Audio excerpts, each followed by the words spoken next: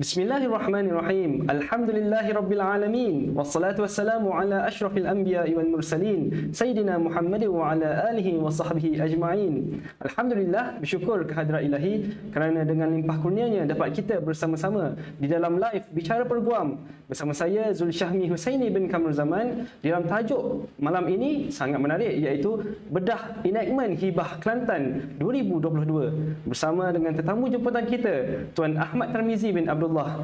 Beliau merupakan seorang peguam bela dan peguam cara dan peguam syar'i, dan beliau juga merupakan pemilik firma guaman Tarmizi & Co, pemilik kepada penerbitan buku Pustaka Mizi, dan juga beliau merupakan seorang pakar subjek matter di dalam bab pusaka, yang mana beliau telah banyak menulis buku melebihi 22 judul buku mengenai soal jawab pusaka, faraid, dan beliau juga merupakan pengenal dan pengenal kepada kaedah Kirosako, iaitu kaedah faraid. Dan beliau juga merupakan jawatan kuasa panel di dalam penerbitan undang-undang enactment faraid dan enactment hibah di Selangor yang akan datang.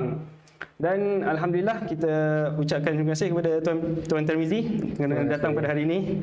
Terima kasih. Apa khabar Tuan Mizi? Terima kasih. Alhamdulillah baik, sihat. Alhamdulillah. Okey, untuk permulaan Tuan Mizi, kita bermula dengan undang-undang enactment hibah Kelantan ini baru sahaja diperkenalkan di dalam kita nak menutup tirai 2022. Undang-undang enactment hibah Kelantan telah diperkenalkan. Mungkin Tuan Tarmizi boleh memberitahu kepada para hadirin, tuan-tuan dan puan-puan mengenai apakah kebaikan adanya diperkenalkan enactment undang-undang hibah Kelantan baru-baru ini. Silakan Tuan. Bismillahirrahmanirrahim. Assalamualaikum warahmatullahi taala wabarakatuh. Alhamdulillahillazi hadana li hadza wa ma kunna linahtadiya laula an hadanallah. Asyhadu an la ilaha illallah wa asyhadu anna Muhammadar Rasulullah. Allahumma shalli ala sayyidina Muhammad wa ala alihi wa sahbihi wat tabi'in wa tabi'ihim bi ihsanin ila yaumiddin, amma ba'd. Pertamanya saya mengucapkan terima kasih kepada penganjur Media Orin. First time saya sampai dekat sini. Berbalik kepada program kita pada malam ini, saya dijemput untuk membedah, kalau ikutkan moderator kita tadi, membedah hibah Kelantan. Sebenarnya firstnya ataupun yang pertamanya saya perlu ucapkan tahniah kepada kerajaan negeri Kelantan. Kita perlu mengakui fakta adalah fakta. So dalam banyak-banyak negeri di Malaysia ni, Kelantan nampaknya mendahului dalam penggubalan enactment hibah lah. Walaupun saya terlibat di Selangor, dan di Selangor sudah pun ada fatwa hibah, tetapi kita akui bahawasanya Selangor masih lagi dalam proses penggubalan enactment hibah, dan Kelantan terlebih dahulu meluluskan di peringkat Dewan Undangan Negeri. Maknanya rang undang-undang hibah itu sudah pun diluluskan. Cuma sekarang ini saya percaya dia dalam peringkat kita kata untuk diwartakan penerbitannya dan sebagainya lah. So melihat kepada apakah kebaikan enactment hibah ni, sebenarnya mana-mana penggubalan undang-undang pun dia akan membawa kebaikan. Yang pertamanya yang nampak secara jelas ialah kita akan mudah untuk membuat rujukan lah apabila peguam syar'i, mahkamah, hakim dan sebagainya mudah untuk merujuk. Kita sudah tidak perlu untuk merujuk kepada pandangan-pandangan ulama, kerana kaedah fiqh pun ada menyebut hukmul sultan adamul khilaf, ataupun hukmul hakim yarfa'ul khilaf. Apabila suatu ketetapan yang dibuat oleh sultan ataupun oleh pemerintah, maka dia akan menghilangkan segala khilaf. Dan ini berlaku sejak daripada zaman khalifah lagi. Apabila khalifah memutuskan sesuatu perkara, apabila khalifah contohnya memohon pandangan daripada Zaid bin Thabit dan juga pandangan daripada Ibn Abbas. Kalau dalam pusaka ni kita lihat dua sahabat ini memang ada perbezaan pendapat yang besar lah antara Ibn Abbas dan Zaid bin Thabit. Tetapi apabila khalifah mengambil pendapat Zaid bin Thabit, maka Ibn Abbas mendiamkan diri. Pendapatnya menjadi akademik di dalam kumpulannya sahaja. kerana pendapat sultan itu akan menghilangkan khilaf. Dan apabila adanya penggubalan enakmen ini, kita mengharapkan segala khilaf, sebab kita akui hibah ini ada khilafnya, dan apabila kerajaan sudah memilih pendapat, maka perkara yang terbaik ialah dia akan menghilangkan khilaf lah. Sebagaimana kita ada hibah bersyarat dalam takaful itu, so segala khilaf sepatutnya sudah hilang. Kerana Akta Perkhidmatan Kewangan Islam 2013 lagi sudah pun jadual 10 menerima hibah syarat tersebut. Kalau nak kira khilaf, memang khilaf panjang kat situ. So kita mengharapkan dengan penggubalan enakmen yang baru, contohnya seperti hibah wasiat pun baru 6 negeri saja, mana-mana negeri yang belum lagi boleh teruskan. Wakaf pun masih banyak lagi negeri yang tidak ada wakaf. So perlu dibanyakkan penggubalan enakmen ini supaya memudahkan kita sebagai pengamal dan rakyat dan di peringkat mahkamah sendiri pun, supaya menjadi seragam cara kita untuk beramal. So itu saya ingat kelebihan apabila sesuatu penggubalan itu dibuat terhadap sesuatu hukum telah menghilangkan segala khilaf. Baik. Terima kasih kepada Tuan Mizi. Maksudnya negeri Kelantan ini adalah negeri yang pertama yang memperkenalkan enakmen hibah. Sebelum ni tak ada. Jadi kita terkejut sebelum ni ada fatwa hibah Selangor, tapi yang ada adalah Kelantan yang menjadi pioneer, dan kebaikannya adalah seperti yang Tuan Mizi katakan, bahawa dia menghilangkan khilaf. Dan kita mengalu-alukan penggubalan enakmen hibah Kelantan. Jadi untuk enakmen hibah Kelantan ini, apakah perkara baru yang telah diperkenalkan di dalam enakmen hibah Kelantan ini, Tuan Mizi? Silakan. Perkara barunya saya nampak ialah di bahagian 3 dan bahagian 4. Saya pun agak, secara jujurnya, saya tidak terfikir pun perkara ni di dalam perbincangan tidak rasmi saya dengan kawan-kawan saya pun. Saya tidak terfikir bahawasanya kita akan mewujudkan bahagian 3 dan bahagian 4 ini, apa disebut sebagai pendaftaran. Di Kelantan ini hibah itu perlu didaftarkan. Dan bahagian 4 itu dia penguatkuasaan terhadap beberapa kesalahan. Kesalahan contohnya apabila penjaga amanah kepada hibah amanah itu telah menyalahgunakan wang amanah tersebut, maka dia seolah-olah menjadi satu criminal in nature kat situ, maka boleh jadi satu pendakwaan dan sebagainya lah, sebab dia perlu mengemukakan kita kata balance sheet account dan sebagainya. So yang menarik dekat sini, pembaharuan yang saya nampak ialah hibah itu perlu didaftarkan. So dia akan wujudkan suatu jawatan, itu pendaftar hibah. Saya tak pasti di sudut teknikalnya, di bawah MAIK ke, di bawah JAHID ke, apa sebagainya. Sebab saya tidak terlibat, tetapi saya membacanya dan agak menarik. Sebab sebelum ini hibah, kita tidak perlu daftar hibah. Kita hanya mengambil permohonan pengesahan hibah jika ada pertikaian antara pihak-pihak. Cuma saya nampak apabila hibah ini didaftarkan, saya tidak tahu setakat mana penerimaan di peringkat contohnya pusaka kecil. Kalau sekarang ini kita bawa contohnya bila dibicara di pusaka kecil, kita kata ini adalah satu hibah, dan kalau kita tunjukkan dokumen hibah sekalipun, pusaka kecil dia mahukan suatu pengesahan hibah di mahkamah syariah, dan pihak-pihak kalaulah benda itu tak bawa, mungkin dia hanya akan bagi borang F sebagai pentadbir, dan perlu dibawa sekali lagi di peringkat borang P, dan adanya ulang bicara untuk dibawa perintah pengesahan hibah untuk disahkan oleh pusaka kecil untuk dibuat perintah turun milik borang E ataupun borang T. Sekiranya pendaftaran hibah ini buat di negeri Kelantan ini diperkenalkan dalam bahagian 3 tu, dia ada borang dia macam ni, ada borang 1, borang 2 sampai borang 6, kalau tak silap saya. So kalaulah pendaftaran itu diterima di peringkat pusaka kecil, saya melihat ini sesuatu yang positif. Maknanya kita sudah tidak perlu pengesahan hibah di mahkamah syariah. Contohnya apabila kita hanya tunjukkan hibah ini sudah didaftarkan.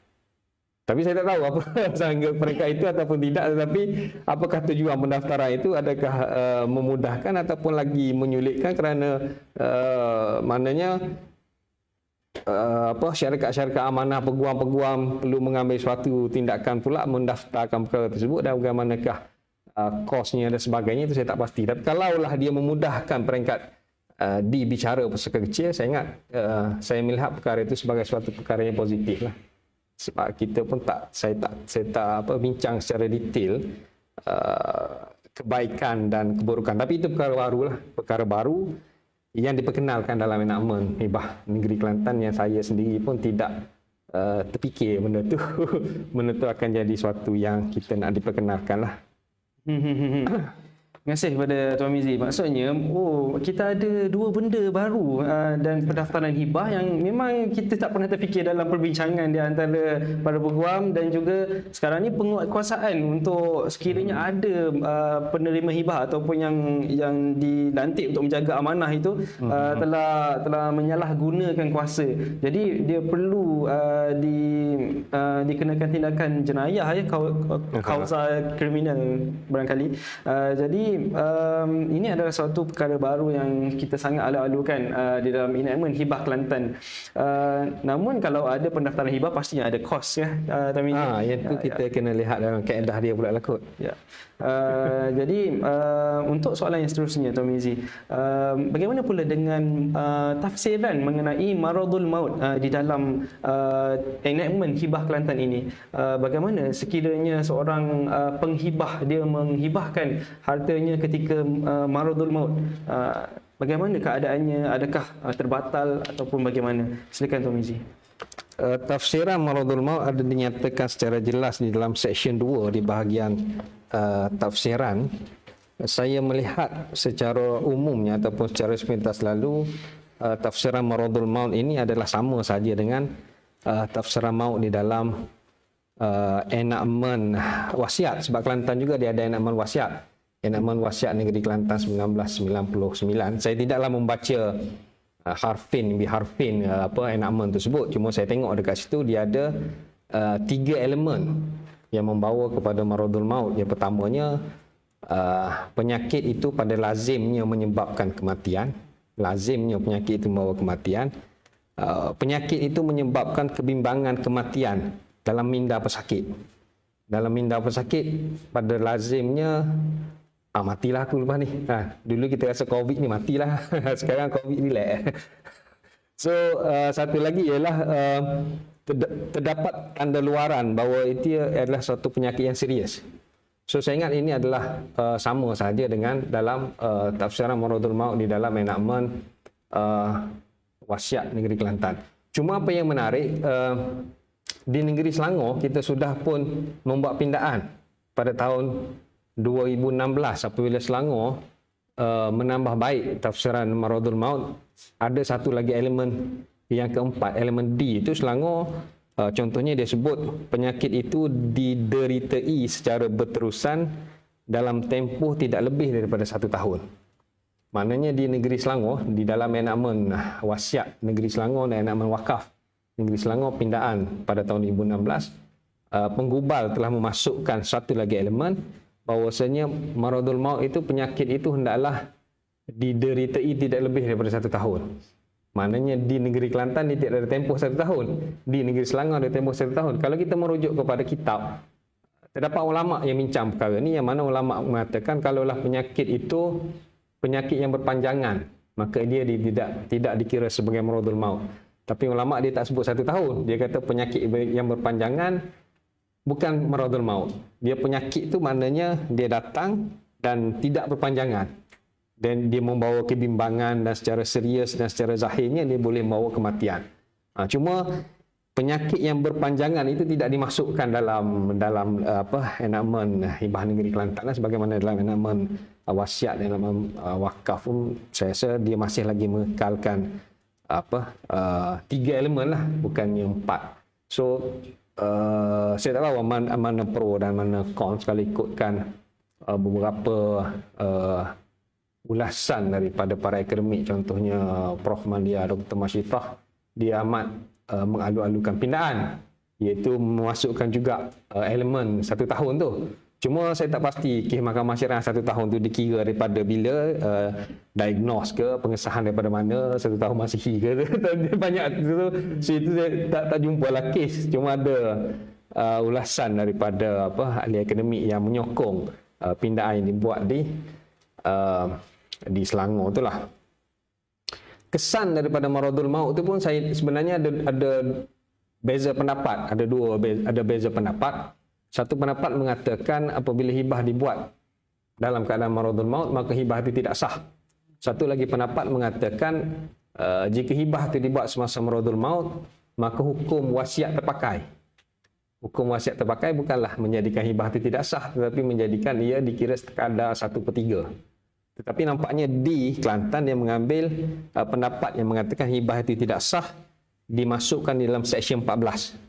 Seksyen 14 hibah Kelantan ini dia sebut pelaksanaan hibah dianggap sebagai tidak sah sekiranya pihak mahkamah menentukan seseorang itu dalam keadaan maradul maut. So, hilanglah khilaf. Kalau maradul maut dibuktikan, maka hibah itu tidak sah.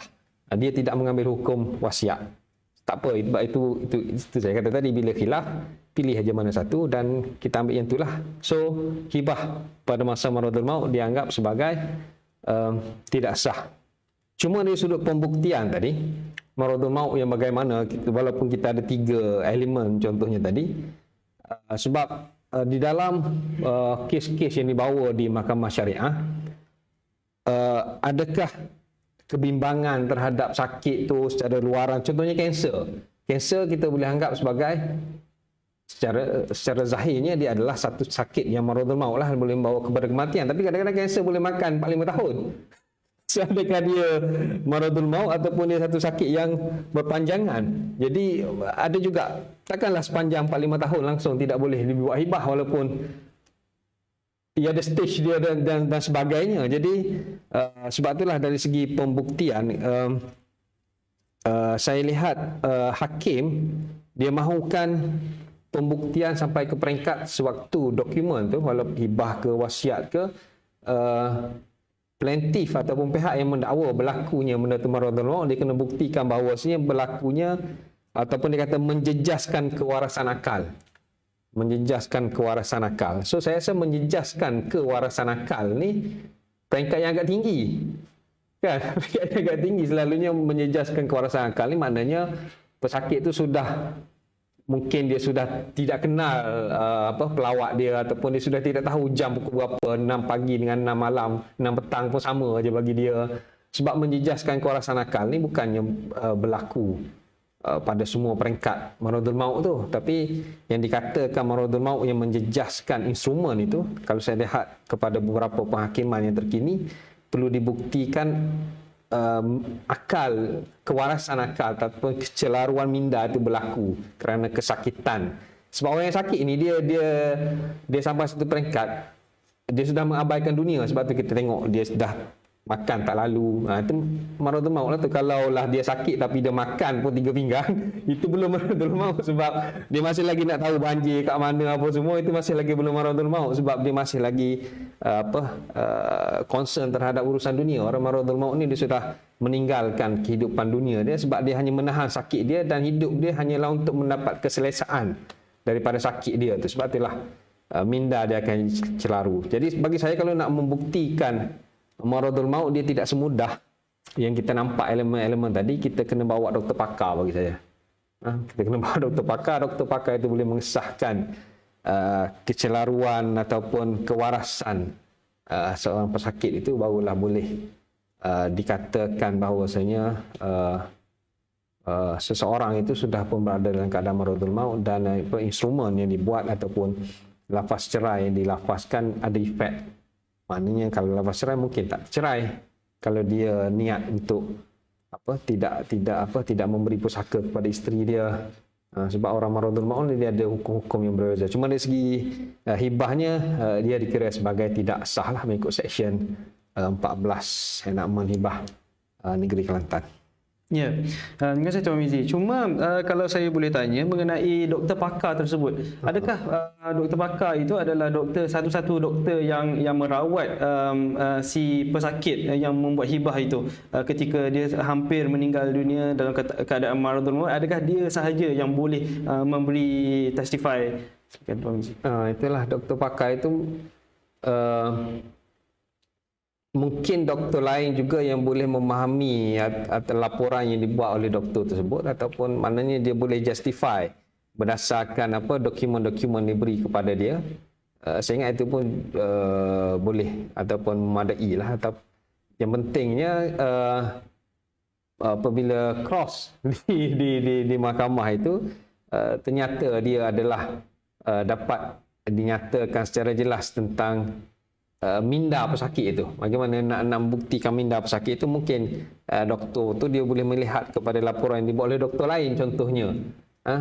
Kita pun tidak faham bagaimana tapi ketiadaan doktor yang merawat itu mungkin boleh dibantu oleh doktor pakar yang lain lah, yang boleh membaca laporan dan sebagainya lah.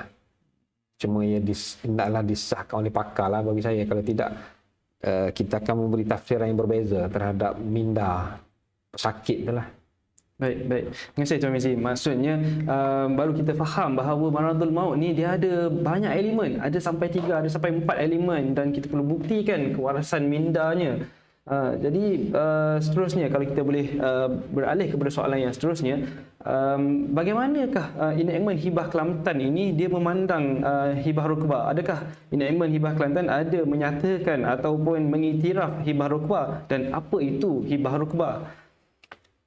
Hibah rukbah ni adalah hibah bersyarat. Hibah bersyarat kita meletakkan umur, kita memberi syarat umur.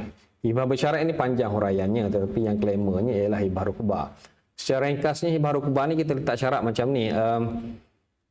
Pemberi hibah itu mengatakan sekiranya penerima hibah meninggal lebih awal daripada pemberi hibah, maka harta hibah itu kembali kepada pemberi hibah. Dia sudah membagi harta itu semasa hidupnya, tetapi kalaulah penerima meninggal lebih awal daripada dia, maka harta itu kembali kepada pemberi hibah. Jadi hibah itu masih lagi tergantung melihat kepada siapa yang mati dulu. Kalaulah pemberi hibah mati, confirm itu harta penerima hibah. Tapi kalaulah penerima hibah meninggal lebih awal sebelum pemberi hibah, maka harta itu kembali kepada pemberi hibah. Tidak ada definisi hibah rukbah dan sebagainya di dalam apa yang nama hibah negeri Kelantan, tetapi section 9 Section 9/3 itu ada menyebut bahawasanya pemberian dengan syarat kematian salah seorang pihak, maka hibah itu sah, syarat itu terbatal. Hibah still lagi sah, dia dianggap sebagai hibah mutlak. Syarat mengembalikan harta itu kepada pemberi hibah adalah terbatal. Bukan keseluruhan hibah itu terbatal, syarat itu yang terbatal, kerana ini adalah pendapat jumhur. Pendapat jumhur dalam isu hibah rukbah ini, termasuk juga mazhab Syafi'i, mengatakan hibah adalah sah, syarat itu terbatal. Sebenarnya Imam Syafi'i pada qaul qadimnya mengatakan hibah itu terbatal, tetapi qaul jadidnya mengatakan hibah itu sah. Mana qaul muktamadnya hibah adalah sah, syarat itu terbatal. Cuma mazhab Maliki saja yang menganggap hibah itu sah dan syarat juga sah. Tapi section 9/3 nama hibah negeri Kelantan ini mengambil pendapat jumhur lah, di mana Syafi'i ada kat situ. Hibah itu sah, syarat itu terbatal. Dia hanya sebut syarat sebagai terbatal, dia tidak sebutlah syarat rukbah. Tapi kita faham segala syarat yang berkaitan dengan pemberian hibah adalah terbatal. Contohnya ada syarat balasan, aku hibahkan rumah ini kepada kamu dengan syarat engkau membayar 50,000. So syarat membayar 50,000 itu juga terbatal lah, sebab itu adalah syarat. Syarat dengan iwad, syarat dengan balasan. Syarat dengan balasan, kalau ikut mazhab Syafi'i, dia tak jadi hibah, dia adalah jual beli. Walaupun mungkin harga rumah 300,000, disebut 50,000 adalah diskaun 250,000. So dia adalah akad jual beli. Jadi dia tidak dikira sebagai hibah, yang mana kalau hibah tidak adalah balasan tu. Contohnya macam itulah, sebab dia hanya sebut sirah hibah yang disertai dengan syarat, maka hibah adalah sah, syarat itu terbatal. Menarik. Jadi dia sangat confusing. Hibah sah tapi syarat batal. Tapi benda ni adalah pandangan jumhur bahawa ia adalah syarat itu terbatal. Tapi baru kita tahu bahawa mazhab Maliki yang menyatakan bahawa hibah sah, syarat sah. Ya, jadi pandangan Maliki ni adalah pandangan yang terpencil, yang minoriti. Dan Alhamdulillah dengan adanya enakmen hibah Kelantan ini, dia dah menyelesaikan masalah khilaf. Jadi kita ambil pandangan jumhur, syarat itu terbatal. Jadi macam mana pula Tuan Mizi kalau penghibah ini dia mensyaratkan aku hibahkan rumah ini kepada kesemua anak-anak, tetapi tak boleh jual. Macam mana tu? Ya, itu juga syarat yang terbatas sebenarnya, sebab Kalau dia hibahkan kepada anak dia dengan letak syarat tak boleh jual, sebenarnya dia telah menyekat tasarruf. Dia telah menyekat tasarruf. Sebab bila kita bagi hibah, salah satu syarat di dalam qabul hibah itu adalah qabat.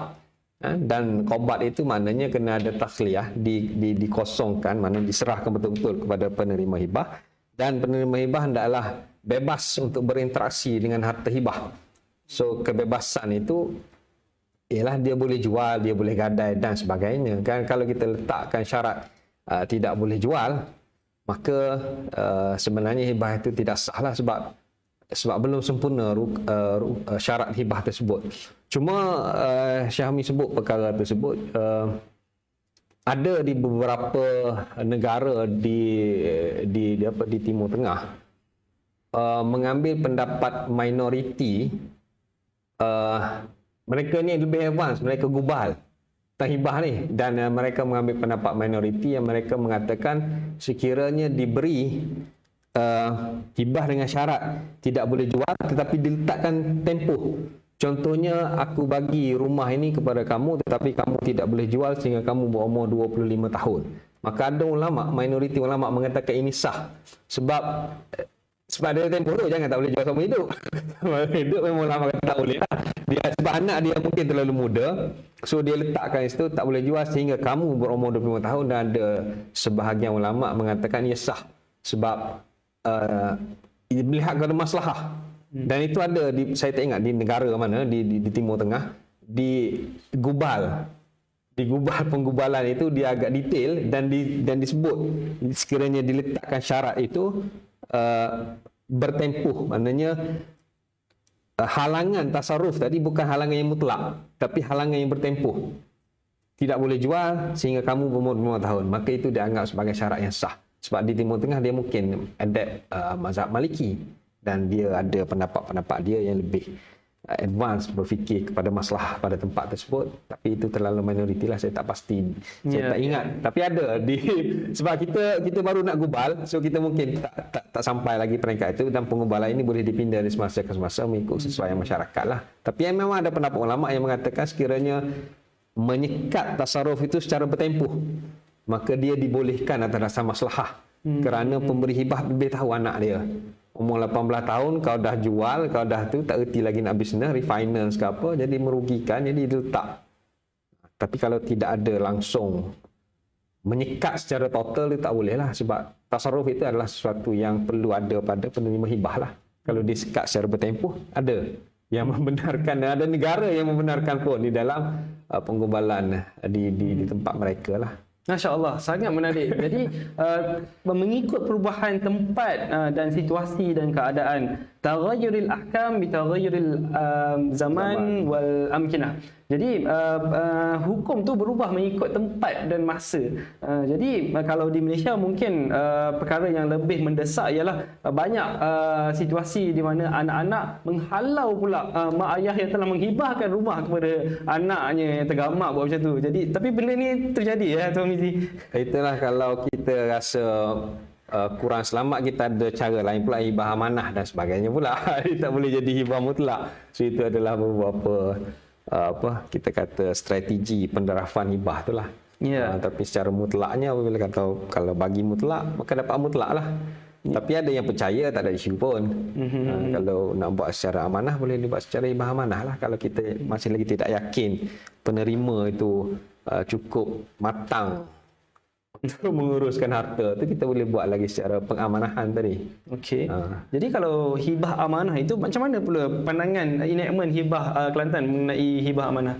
Hibah amanah diiktiraf oleh enactment hibah di Kelantan. Sebab itulah dia adanya suatu pendaftaran hibah amanah, bahkan sebab itulah dia ada penguatkuasaan terhadap kesalahan-kesalahan tu. Antara kesalahan-kesalahannya ialah pemegang amanah terhadap harta hibah itu. Harta hibah pemegang amanah tadi dia perlu buat, kita panggil satu balance sheet account untuk dia dedahkan kepada beneficiary itu, dan sebenarnya pemegang amanah ni dia boleh melaburkan, sebenarnya dia ada hak juga, dan sekiranya pelaburan itu boleh menguntungkan beneficiary dia boleh melabur. Cuma yang penting kena ada transparent dan dia hendaklah dibentangkan, dan sekiranya ada pihak-pihak yang terkilan dia boleh membuat laporan, dan sekiranya didapati pemegang amanah tadi sudah tidak amanah dan merugikan beneficiary dan sebagainya, dia sebut dalam enactment itu sebagai satu compound. Itu yang saya kata mungkin ada elemen quote-unquote jenayah dekat situ, yang mana pihak kerajaan negeri Kelantan telah melihat perkara-perkara tersebut dan telah advance di sudut penderafannya itu memberi kuasa pendakwaan terhadap mereka yang melakukan kesalahan. Dan kalau kita tengok hukuman yang dikenakan adalah maksima. Maknanya 365 tu 365 dia ambil sebab kita punya RUU 355 tu belum lagi dipinda, maka dia bagi maksimum. Maknanya boleh jadi kombinasi terhadap denda, sebat dan penjara apa semua itulah. Jadi hibah amanah itu boleh, dan hibah amanah juga perlu didaftarkan mengikut borang-borangnya, dan dikawal hibah amanah itu dengan beberapa peruntukan supaya pemegang amanah tadi dia jujur dan dia hendaklah transparent terhadap akaun tu kepada beneficiary dia lah. Ya, jadi hibah amanah ini sudah menyelesaikan masalah pemberian hibah kepada anak bawah umur, ya. Ya, ada juga pelantikan anak bawah umur juga ada disebut di situlah.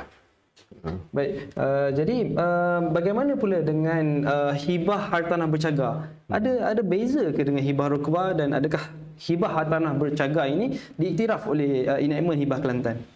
Hibah hartanah bercagar, ataupun saya lebih suka sebut sebagai hibah hartanah dalam gadaian. Sebab ada beza antara cagar dengan gadai, charge dan mortgage.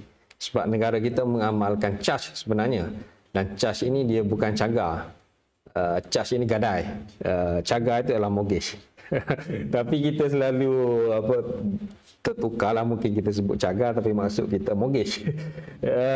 Kalaulah gadai, maknanya nama di dalam geran tanah masih lagi nama owner, cuma digadaikan kepada institusi kewangan lah, kepada bank, ataupun boleh juga digadaikan kepada individu sebenarnya. Kalau zaman dulu digadaikan kepada penggawa ke penggawa kerajaan yang kaya lah.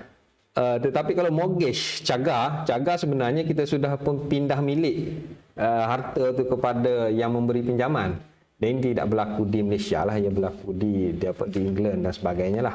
So kita mengamalkan gadai, dan istilah yang lebih tepat ialah hibah tanah dalam gadaian. So hibah tanah dalam gadaian ini dia berbeza dengan hibah rukbah tadi, sebab hibah tanah dalam gadaian ini dia sebenarnya adalah hibah mutlak. Pemberi hibah menghibahkan harta tersebut kepada penerima hibah. Dia cumanya disebabkan status harta hibah tersebut masih lagi dalam gadaian, menyebabkan kalau dalam mazhab Syafi'i dia panggil harta hibah itu masih lagi belum milkut tam, masih lagi belum milik sempurna pemberi hibah. Maka rukun ataupun syarat pemberi hibah tadi sebagai pemilikan sempurna milkut tam itu tidak dipenuhi. Dan kalau ikut mazhab Syafi'i, hibah tanah dalam gadaian ini tidak sah, kerana harta itu masih lagi menjadi wathiqah, masih lagi menjadi kepercayaan pemegang gadaian. Walau bagaimanapun, kalau kita lihat di enactment hibah negeri Kelantan ini, bagi saya ada pembaharuan, maknanya dia tidak rigid kepada mazhab Syafi'i. Ini pun saya ucapkan tahniah kepada penggubal, kerana dia ada dekat situ section 7E. Section 7E itu mengatakan bahawasanya sekiranya harta tu, maknanya ada halangan, adanya gadaian ataupun adanya pajakan ke sewa beli dan sebagainya, dibenarkan hibah tersebut sekiranya mendapat keizinan daripada pemegang gadaian. Maka dekat sini ini adalah pendapat mazhab Hanafi. Mazhab Syafi'i memang tak boleh sebab milkut tam tak lepas. Tapi mazhab Hanafi membenarkan. Mazhab Hanafi kata sekiranya dihibahkan yang mana harta itu masih lagi subjek kepada gadaian, maka hibah itu dibenarkan sekiranya mendapat izin daripada pemegang gadaian, walaupun izin itu selepas ijab kabul.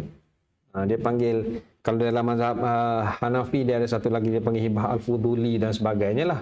Jadi section itu tadi, section 7E tadi mengambil pendapat mazhab Hanafi yang mana membenarkan hibah tanah dalam gadaian dengan syarat mendapat izin daripada pemegang gadaian. Cuma kita dari sudut praktisnya, bagi saya pemegang gadaian belum lagi mengeluarkan apa-apa polisi secara rasmi. Walaupun saya pernah melihat beberapa bank keluarkan surat. Bila peguam contohnya tulis surat, maka mungkin branch manager tu dia kenal dengan pemberi hibah ke, dia keluarkan atas kapasiti branch dia kan dibenarkan hibah asalkan tidak menjejaskan apa gadaian tersebut dan sebagainya. Mana interest bank itu masih lagi intact, tetapi saya belum, setakat pengetahuan saya lah, belum ada lagi satu polisi yang rasmi dikeluarkan oleh institusi kewangan. Bagaimanakah izin itu diberi? Kan mungkin di peringkat perbincangan dan sebagainya. Saya pun pernah dipanggil oleh LPPSA untuk saya bagi taklimat secara internal kepada pihak LPPSA, sebab LPPSA tak tahu nak jawab. Peguam tulis, dia tak tahu nak jawab macam mana. So dia kena diberi taklimat dan sebagainya lah. Tetapi sekurang-kurangnya adanya peruntukan dekat situ yang mengiktiraf hibah tanah dalam gadaian secara mazhab Hanafi tadi. Dia akan membuka ruang dan peluang untuk pihak lain berbincang macam mana kita nak comply dengan section ni. Bagi saya itu baguslah, maknanya law change society. Society kalau tak ada benda tu apa kita nak bincang, tapi kalau dah nak membenarkan, kita boleh bincang. Macam tu maksudnya. Cumanya hibah tanah dalam gadaian ni, kalau kita pergi panjang sikit lagi, di enakmen hibah negeri Kelantan tadi, dia hanya mengambil pendapat mazhab Hanafi sahaja, iaitu dibenarkan sekiranya mendapat izin pemegang gadaian. Dia sedikit berlainan dengan fatwa hibah di negeri Selangor. Fatwa hibah negeri Selangor nombor 9 itu, maknanya fatwa di negeri Selangor membuka satu lagi peluang untuk hibah tanah dalam gadaian apabila juga menerima pendapat daripada mazhab Maliki. Sebab di Selangor dia sebut atau mendapat izin pemegang gadaian atau terdapat jaminan MLTA, mendapat jaminan takaful bahawasanya pinjaman atau dipanggil pembiayaan dalam Islami itu dia panggil pembiayaan itu dijamin oleh MLTA. Jadi jaminan itu mazhab Maliki, sebab mazhab Hanafi izin, mazhab Maliki tak ada izin pun tak apa asalkan ada dhaman, ada jaminan bahawasanya pembiayaan itu akan ditebus oleh MLTA, maka ia dianggap sah. Bila dia dianggap sah? Dia dianggap sah apabila di peringkat pelaksanaan nanti. Sebab qobat bagi mazhab Maliki adalah syarat pelaksanaan, dia bukan syarat luzum. Maknanya qobat itu kita tengok dilaksanakan ataupun tidak. Kalau dia berjaya dilaksanakan, ialah apabila dah di cover hutang tu.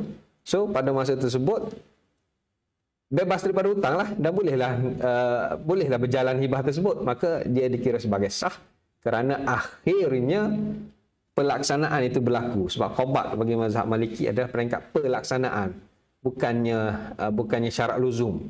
Jadi Maliki dia ada satu lagi, dia panggil dhaman, itu pun sudah memadai bagi hibah tanah dalam gadaian, yang mana juga diiktiraf oleh fatwa Selangor, tetapi tidak di dalam enakmen hibah negeri Kelantan lah, sebab dia hanya ambil pendapat mazhab Hanafi, iaitu dibenarkan sekiranya mendapat keizinan daripada pemegang gadaian. Tapi at least adalah sedikit improvement kat situ. Sebab kalau nak tunggu habis gadaian maknanya maknanya masyarakat akhir zaman sekarang memanglah kalau rumah tu selalunya dalam loan lah, dalam pembiayaan lah. Dengan adanya at least ruang, maka saya nampak ini akan lebih menggalakkan masyarakat untuk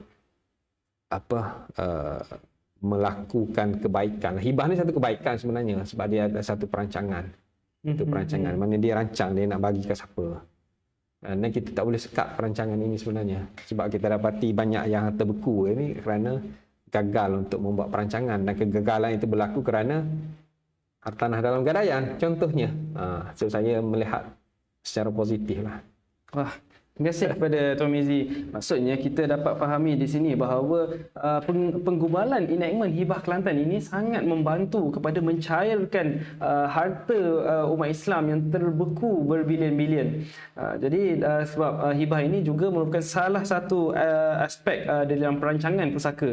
Sebagaimana yang Tuan Mizi nyatakan sebentar tadi, bahawa qaubat dalam mazhab Maliki dia membenarkan syarat pelaksanaan tetapi tidak syarat luzum.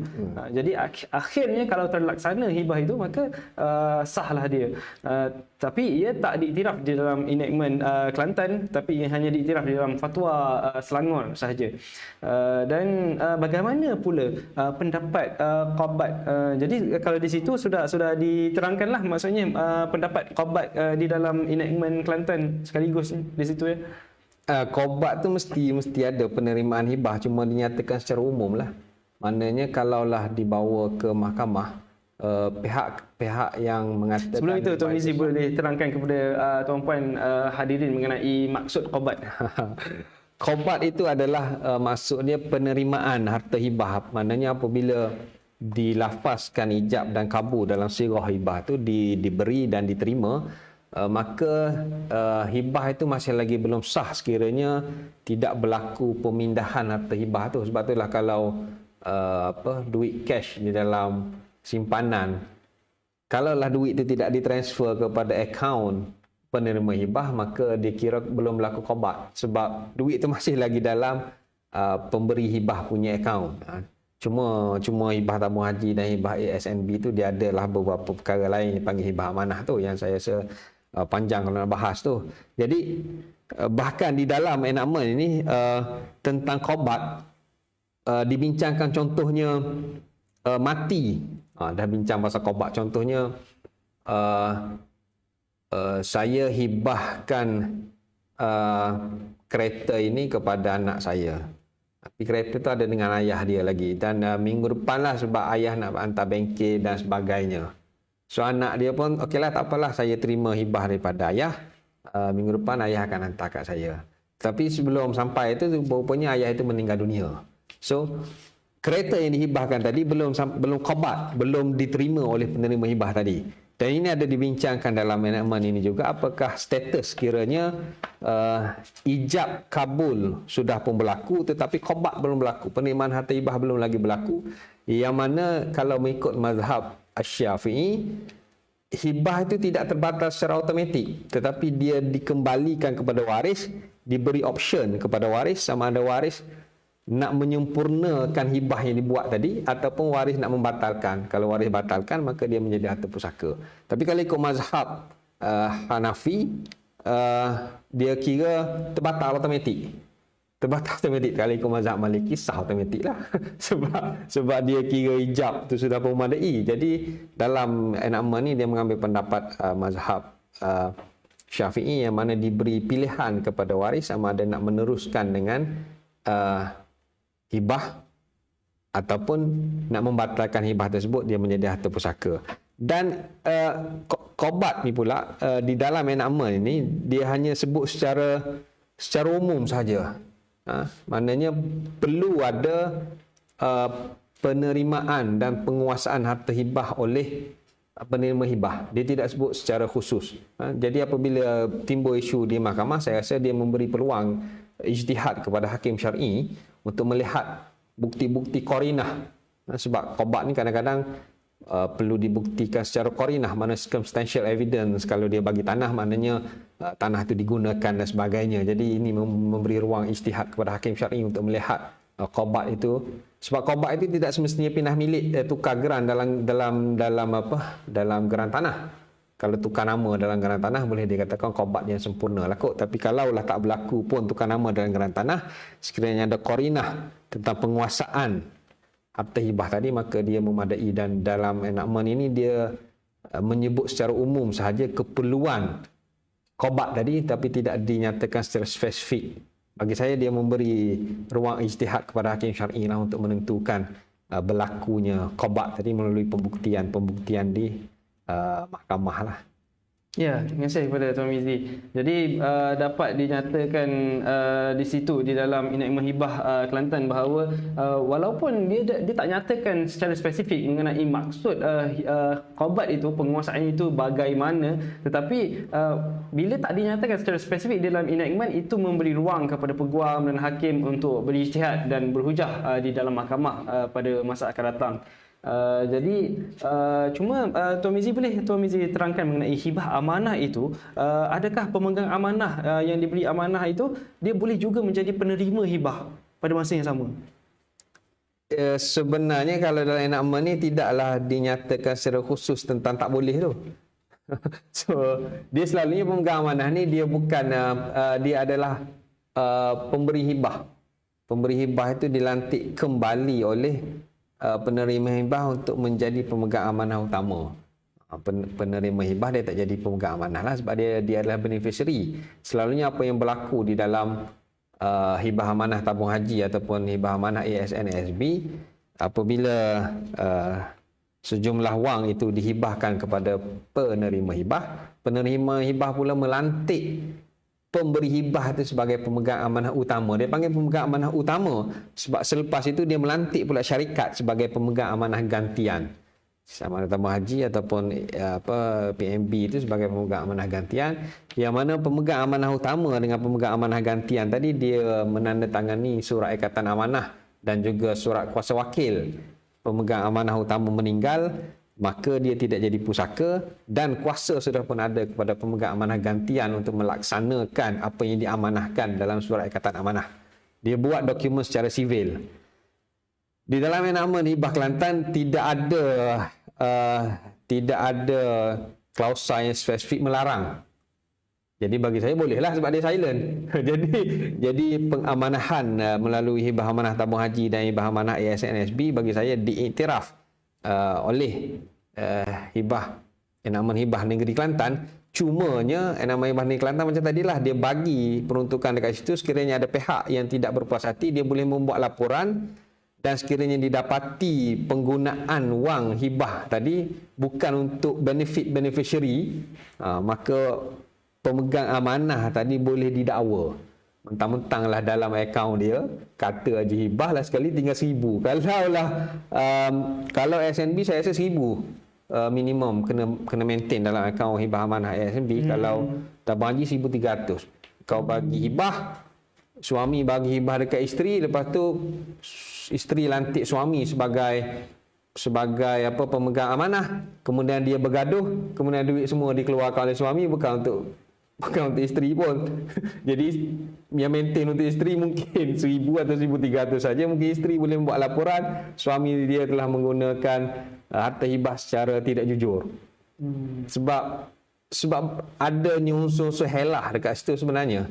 Tetapi sebenarnya sebab itulah ada juga para akademisian yang mengkritik hibah amanah tabung haji dan hibah amanah ASNB. Bahkan hibah amanah ASNB itu pernah dibawa ke Mahkamah Syariah di Terengganu tentang ketiadaan takhliyah yang menyebabkan dia dikira sebagai tidak sah dan sekarang sedang dalam proses rayuan. Tapi sama ada dia adalah satu helah ataupun dia adalah hibah dalam kita kata satu solusi. Ada yang menganggap ia satu helah, ada yang menganggap ia adalah satu solusi kerana dia tidak mahu menjadikan wang tersebut sebagai pusaka. Dia memang nak bagi kat isteri dia.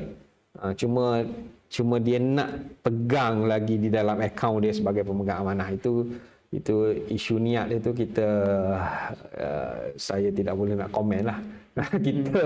kita mengharapkan niat dan ikhlas lah kalau pemegang amanah dijadikan sebagai pemegang amanah lah. Tetapi enakmen ini dia tidak detailkan perkara tersebut, mana tidak ada larangan. Dia cuma memberi peringatan sekiranya berlaku didapati bersalah pengamanahan tadi, boleh dikenakan compound dan boleh dikenakan hukuman sehingga penjara, denda dan sebat sekalipun, ataupun kombinasi ketiga-tiganya. Jadi kalau kita dah bincang jauh di sini mengenai enakmen hibah Kelantan, kita dapati bahawa banyak perkara yang sudah di cover oleh enakmen hibah Kelantan, seperti hibah seperti isu qabat sedikit, tentang hibah amanah, tentang tarik balik hibah. Jadi Tuan Mizi rasa ada perkara lain lagi ke perlu ditambah baik di dalam enakmen hibah Kelantan? Yang perlu ditambah baik mungkin pasal isu hibah tanah dalam gadaian tadilah. Sebab yang Kelantan tu dia hanya menerima pendapat Hanafi. So kalau ikutkan saya, sebab saya agak terbuka dan saya agak melihat kepada permasalahan masyarakat akhir zaman ini, saya juga condong sekiranya diberi satu lagi option kat situ, mana yang adanya doman sudah pun memadai sebagaimana yang diputuskan di dalam fatwa Selangor lah, maknanya MLTA sudah pun memadai, dan ini pun diamalkan oleh beberapa syarikat amanah lah, Saling Trustee atau Wasiah Shop. Dia boleh buat hibah tanah dalam gadaian asalkan diberi dokumen dekat mereka adanya MLTA yang cover for whole. Kan? Tapi di Kelantan nampaknya tak boleh lah. Tak boleh lah sebab dia tidak di cover oleh Section 7 tadi. Itu antara mungkin penambahbaikan selepas daripada inilah. Tapi kita kena lihatlah semasa ke masa tentang, walaupun pun tahniah dan saya sudah pun move on lah daripada langsung tidak ada ataupun tidak didokumenkan penerapan tu. Penggubalan itu adalah satu perkara yang baik lah, sangat-sangat baik.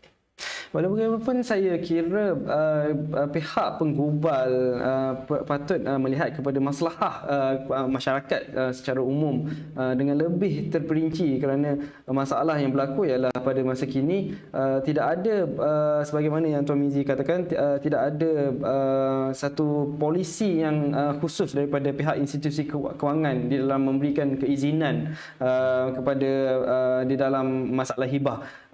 Oleh itu kalau ada berkenaan ini tidak ada keizinan daripada bank, agak sukar sekiranya enactment ini meletakkan sedemikian rupa. Tak, dengan adanya penggubalan itu, dia akan mendorong bank untuk bermesyuarat lah bagi saya, sebab kita akan ada pihak-pihak yang akan push tu.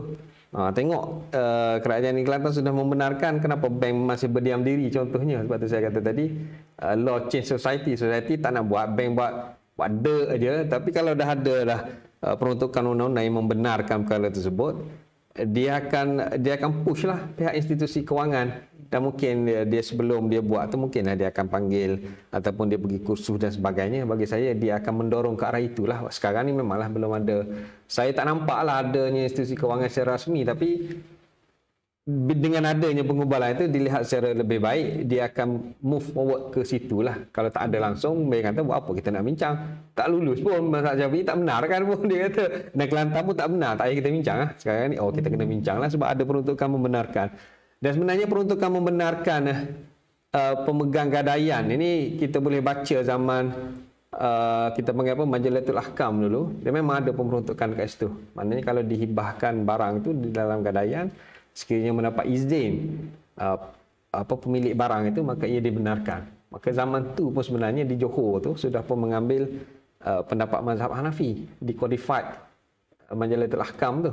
Sebenarnya so maknanya benda tu sudah pun maknanya masyarakat kita sebenarnya sudah tidak rigid kepada mazhab Syafi'i itu berzaman lah sebenarnya. Jadi baguslah adanya benda tu, cuma satu step lagi yang Maliki tadi. Jadi terakhir sekali, apakah perkara lain selain daripada enactment hibah yang patut digubal oleh negeri-negeri pada masa kini, dan mungkin kata-kata akhir daripada Tuan Mizi?